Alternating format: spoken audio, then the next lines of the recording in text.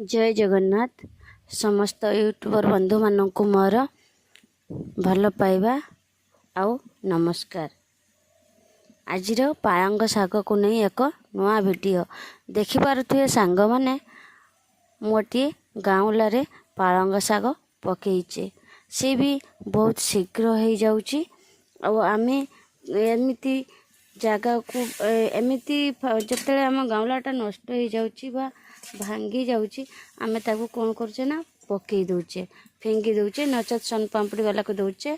सन पापड़ी वाला भी केतेक समय नौना तेणु आमे सेमती नक देखु छात उपरे हेउ नहले तले हेउ सहज उपाय खूब अल्प दिन मध्य शाग पाइबापी हेले देखु एमती खत गोबर माटी खत भरी आपण पालंग शाग पकई आराम से खाई पारे।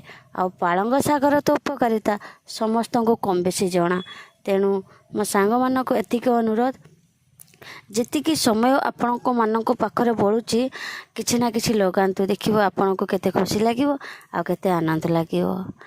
आउ शाग प्रत्येक दिन खाइबारे किछि ना किछि जे कोनोसी शाग खाली पालंग शाग नहीं जे कोनोसी शाग खाइबा निहाती भल किंतु आमे सब बेले बाजार को चाहूचे बाजार उपर निर्भर करुचे आमे भी तो किछि करि परिबा।